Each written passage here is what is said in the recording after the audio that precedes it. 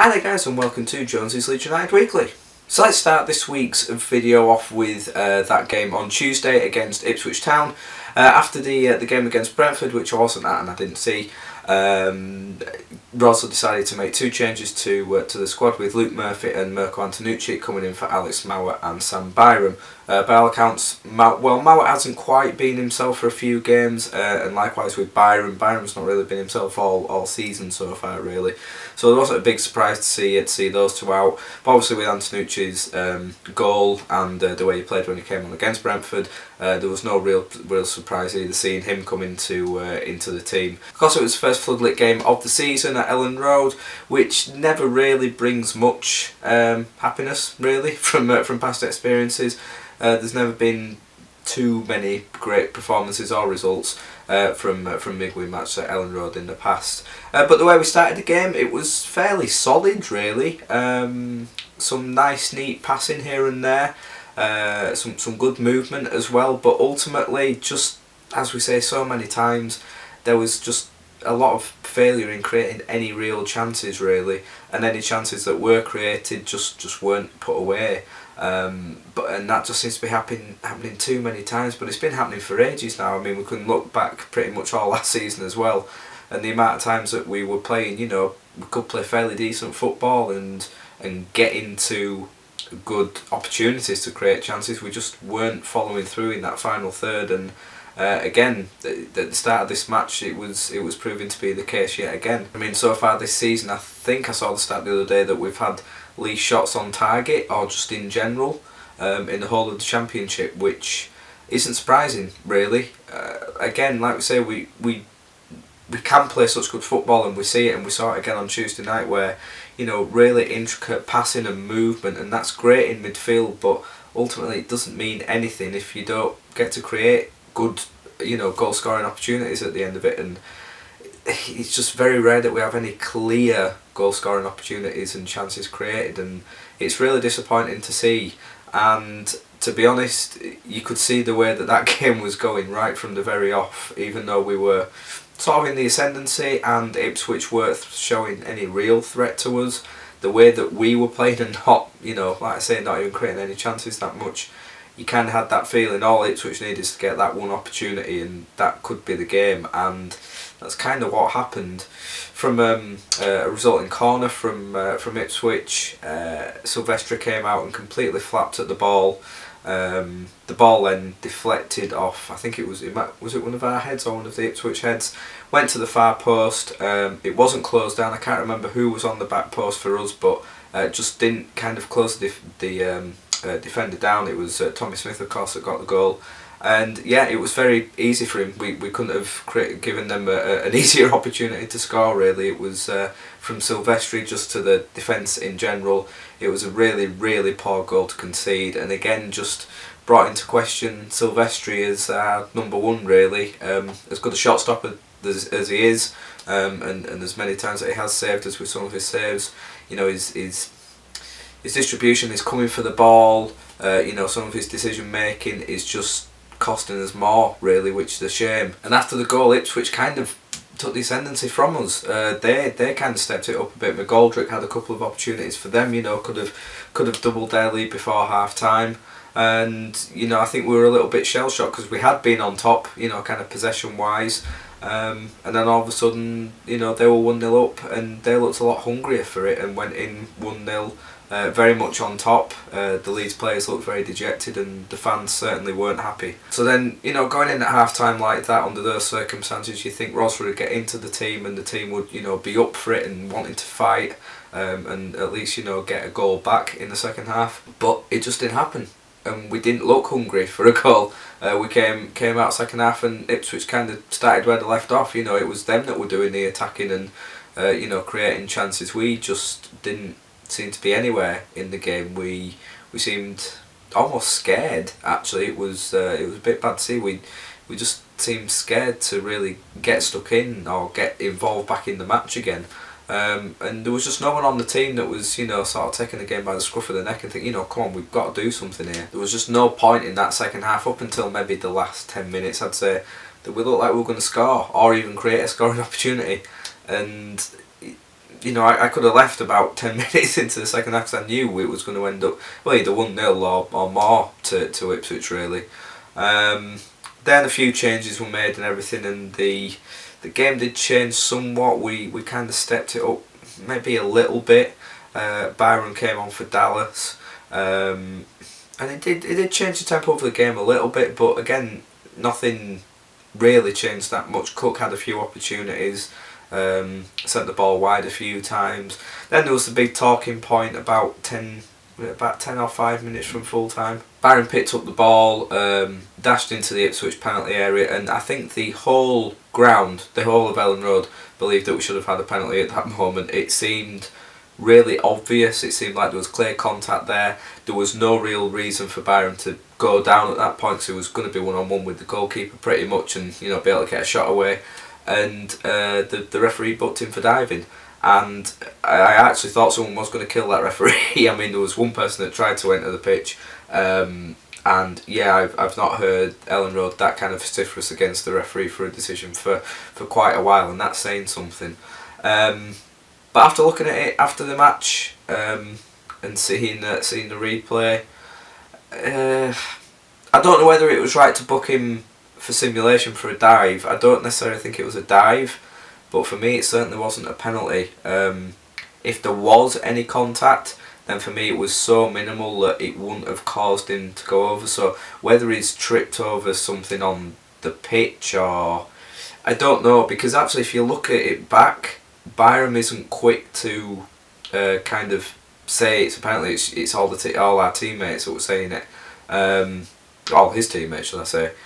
And the way the Ipswich defenders react is more telling. They're really kind of saying that shouldn't be a penalty, and it's disappointing because if Byram has gone down there when he didn't need to, then that says a lot about his confidence at the moment. Because I mean, like I say, he was pretty much one-on-one with the keeper, and he could have scored there. So for him to go down there, I don't know. It was a weird one, but yeah, looking back on it, it definitely wasn't as clear cut as what everyone thought at the time. Anyway.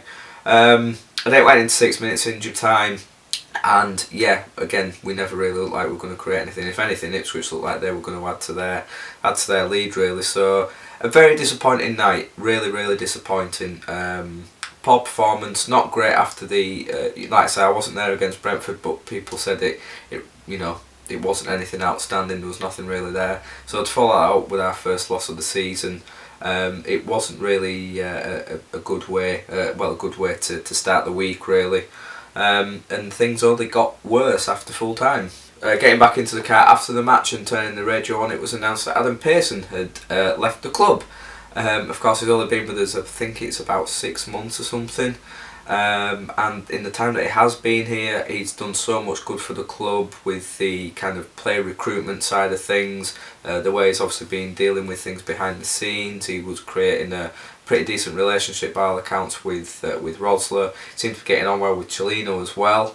But yeah, it was announced first on radio, and then it was released on the official website with an open letter from Adam Pearson, which included some of this. Adam Pearson said that he was taking a break from Leeds United and football in general in order to focus on other personal and business interests. So obviously he's talking about, because he was the chairman of Hull FC as well, the rugby league team, so he's clearly talking about that, and he's gone back to Hull FC saying that he's going to be spending more time concentrating on them now.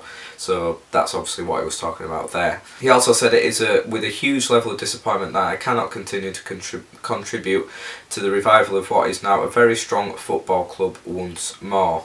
And he also thanked the club and the support and Cellino and Rosler for everything. But I find it very strange. I do find it really weird. Why he's chosen this point to go back to Hull FC to concentrate on them when it's coming to the end of the rugby league season, I don't really understand. It's not a crucial time for them. They're not really in with a chance of doing anything at the moment. So why he's chosen now to go back to them, I don't know. And at the end of the day, he knew what he was getting into at Leeds United. He knew he was going to be, juggling 2 jobs. So why it's taken him now to realise, make him think that he couldn't deal with it both? I don't know, something is just nagging at me, and I'm sure many other Leeds fans, that something's happened at the club that has made him want to give it up for now. You know, to say it's with a huge disappointment to leave, well, it's his decision, and it's him saying that he can't deal with it. Essentially, that's what he's saying. So I just find it very strange. And I mean, Cellino's come out and said good things about him. Adam Pearson came out and said good things about Cellino.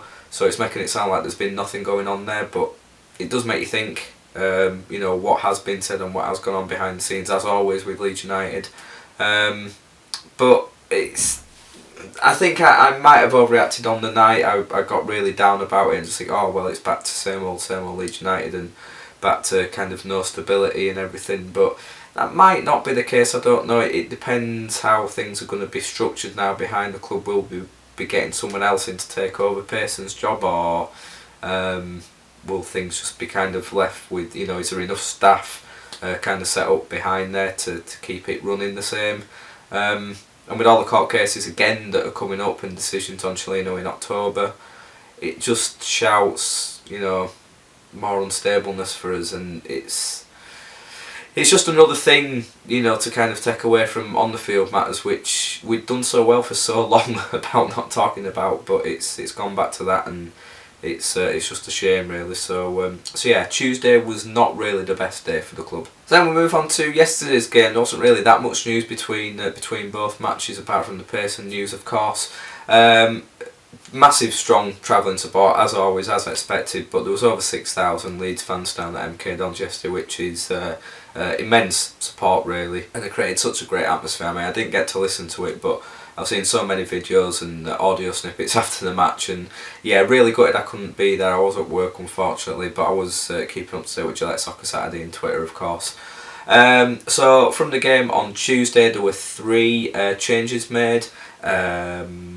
Antonucci, Adeyemi and Berardi were dropped, and in came Mowat, Byram and Scott Wootton, who came in for Berardi. So already, you know, the support were kind of questioning why Wootton's been brought in for Berardi. Why has Berardi been dropped? Because he'd been performing pretty well of late. I mean, he didn't have his best game on Tuesday night, but that could be said of a lot of the team. So why he was dropped for Wootton, we don't know. And if it was some kind of injury problem, obviously he was on the bench, so maybe not. But if it wasn't injury, why wasn't Byron brought in? Because he's more of a natural right back than Wootton is. As turns out, Wootton didn't do too bad. But yeah, people weren't really too happy before the game had even started with the change in the lineup there. But by all accounts, it was a very even match-up to begin with. Both sides trading a lot of different chances, quite a few early chances for MK Dons, but equally quite a few early chances for us as well. Chris Wood getting in there as he always does. Obviously after Tuesday there was a lot of talk about whether Silvestri will keep his place or not, but Rosler did stick to his guns and you know, kept Silvestri in the squad. Which a lot of fans weren't too happy about, but he repaid that loyalty shown by Rosler by committing a lot of pretty decent saves by the sounds of things. Apparently he did there was one occasion where he did flap at something, but luckily we got away with it, which still just begs the question whether it is worth just dropping just for a little bit. I mean, I know they say it doesn't do a lot for the confidence, but you can't do him any harm just to have a little bit of time, you know, out of the limelight, out of the side, and you know, just get himself back up to speed again a little bit. But like I say, it did create some good saves and kept us in the game. And yeah, Charlie Taylor, who has been pretty much, I would say, the most consistent player so far this season, was having a fantastic game. He'd been surging down the left hand side a lot of times and creating a few chances, and he created the ultimate chance for us halfway through the first half, charging down the left hand side, getting into the penalty area and drawing the foul from Cal Baker. So the penalty was given and Chris Wood stepped up with ultimate confidence and sent the keeper the wrong way. Really great penalty to see, especially after the one against Doncaster. But yeah, absolutely zero nerves there from him, and put it away really nicely, and scoring his 4th goal of the season, which is nice to see. So although we hadn't been particularly on top in the match, we found ourselves 1-0 up. And after that goal, it kind of went back to how it was before. You know, both sides trading chances really, with possibly MK Dons having slightly better of the play by the sound of things. But once again, against the run of play at this part of the game, just before half time, Charlie Taylor picked the ball up just in our half, and kind of slowly started advancing forward, and room just opened up in front of him, and they started charging forward. Evaded a couple of challenges from the MK Dons defence, kind of sidestepped past the player, and then just fired an absolute beauty into the far corner. Absolutely unstoppable shot. Keeper had no chance, and it was just. I mean, it's fantastic to see, but I think a lot of people straight away after seeing that and seeing how he'd been playing so far, especially after the rumours this week of apparently Man United being interested in him, we're just thinking we're going to have a struggle to keep hold of this player come January, because he really is just one of the best up and coming players we've got in the team, and it's great to see a fantastic goal. I mean, I think it won best goal of the day on Sky Sports. On Sky Sports News, so that was saying quite a lot. But yeah, we found ourselves 2-0 up at half time. Not undeservedly, but I think surprisingly on the balance of play, people were probably saying that a draw would have been a fairer result at that point. But yeah, we found ourselves 2-0 up, and certainly weren't going to be complaining about that one. So then, quite expectedly, as you would have thought, in the second half, MK Dons really did come out firing. Cal Robinson always gets his teams fired up. And that's pretty much what happened. I think we spent the majority of the second half in our own half.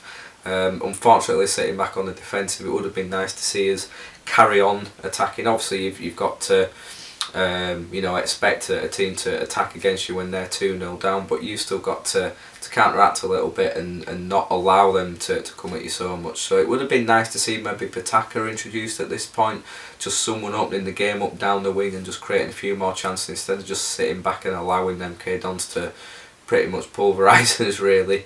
They got their rewards about 15 minutes before time. A low cross came in for Simon Church to very easily finish from fairly close range, not dealt with our defence, but it was one of those that you could see coming, and it just made you think back to Bristol City really, the way it was all happening and the way they'd been pulling us so much. Rosler had made some changes, but kind of went more on the defensive. He brought Adeyemi on, he brought Belushi on, I think. And the only attacking change he made was bringing Antonucci on towards the end. But then just not long after they got their goal, MK Dons shot themselves in the foot. Sammy Carruthers was shown a straight red card for a very late and clumsy challenge, I would say, on Stuart Dallas. Definitely, I would say it was fairly dangerous. I mean, for some reason, Cal Robinson said that he wasn't off the floor, but he was off the floor with the challenge. Maybe it could have been a yellow card, but I don't really think that the player and the MK Dons can have too many complaints about it being a red card in this day and age anyway. Going back to sort of traditional football, it shouldn't have been a red card really, because you used to see those challenges all the time. But in this day and age you can't get away with challenges like that anyway. So after watching it back, I've got no surprises about the red card being shown. And from that you thought that Leeds might again just kind of take it by the scruff of the neck and try and finish the game off, but no, MK Dons kept coming at us and again just pulverised us for the rest of the game. It wasn't till the sort of last, again there were 6 minutes of injury time, it wasn't until then that we kind of had a few more chances. I think there were goal line clearances at both ends, so it's a bit of a frantic sort of injury time really, so God knows what it must have been like for those Leeds fans in the away end. But yeah, we did hold on and came away with the 3 points, which is the most important thing. A scrappy result really, I suppose, and not a great performance, which is kind of worrying looking towards next week against Middlesbrough and tougher opposition. It would have been nicer to get a more comfortable victory against a side like MK Dons, who have been struggling. But you can't complain at getting the 3 points, and again away from home, it's a pretty decent result to get. So it leaves us in 10th position on 11 points with only a +1 goal difference, and yeah, we just need to start converting these chances so many more times. We need to start creating more, and we need to convert them more, which like I say, it's a little bit of a worry, like I say, especially when you're coming up against tougher opposition. So the next few weeks are going to be challenging for us, but at least we're in a decent position. Still only lost that one game, got the 2 wins, 5 draws, So we're looking fairly solid defensively. We're doing alright, but there's still definitely a lot where we can improve on. I just want to finish very quickly with a fantastic result for the under-18s yet again. I can't say too much about it because the match report hasn't actually been released yet, but yesterday our under-18s beat QPR 9-2. Which is absolutely unbelievable. I still think that they're unbeaten this season. I don't know whether they've won every game, but they're doing one hell of a job in their league. So the future's looking extremely bright. I think is it Malky Wilkes who scored in previous games that I've talked about. He got 4. A lad Pace got 2, and then the other goals were shared out between a couple of lads. So yeah, fantastic victory for them. Like I say, I would have liked to have talked about it more, but I haven't seen the match report or anything yet. But yeah, it's nice to see that maybe if we're struggling a little bit, then the youngsters are certainly putting on a good performance and a good show. And yeah, once again, as we always say with our academy, the future is looking pretty bright. So that's the end of this week's Jonesy's Weekly, guys, so I hope you enjoyed it. Please do, as always, leave your thoughts in the comments below or at my Twitter at ChrisJonesLUSC on how you think everything is going on at the club at the moment. If it is your first time here, then please do leave a like and a subscribe. That is always very much appreciated. But until next time, guys, thank you for watching, take care of yourselves, and I'll see you all very soon.